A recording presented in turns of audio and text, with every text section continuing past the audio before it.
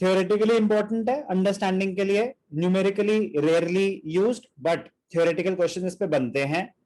Some other important provisions of Indian Partnership Act 1932.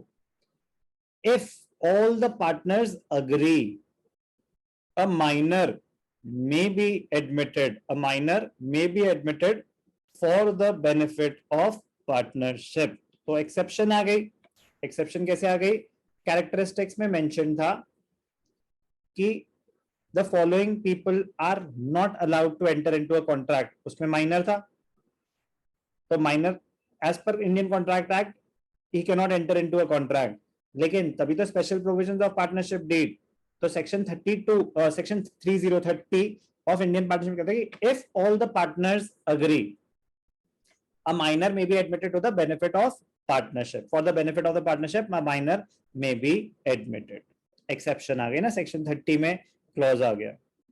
Second, a person may be admitted as a partner either with consent of all the existing partners or in accordance with an agreement among the partners.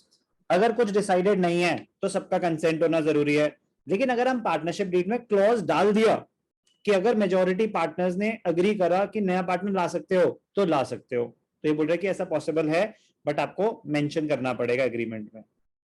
A partner may retire from the firm either with the consent of all the partners or in accordance with the agreement. तो ये agreement क्या हुआ? If the partnership is at will. एक होती है partnership at will कि जब आपका मन करे कोई भी पार्टनर जा सकता है, तो फिर आपको बाकी सबके कंसेंट की जरूरत नहीं है. अगर पार्टनरशिप एट विल नहीं है और कुछ भी मेंशन नहीं है, तो जब सब कंसेंट देंगे तो ही आप, ऐसा नहीं कि एकदम से छोड़ के चले गए तो उसमें बाकियों का भी लॉस होगा, ऐसे नहीं जा सकते. अगर पार्टनरशिप एट विल है तो जब मर्जी जा सकते हो. Registration of the firm under partnership act is optional, not mandatory. Compulsory नहीं होता कि आपको गवर्नमेंट ऑर्गेनाइजेशन में आके रजिस्टर करानी पड़ेगी partnership. No. Unless otherwise agreed by the partners, a partnership firm is dissolved on the death of a partner. Unless otherwise agreed. अगर तो हमने डिसाइड कर रखा है कि अगर किसी की बाई चांस डेथ हो गई तो भी हम काम कंटिन्यू करेंगे, तो चलती रहेगी फर्म.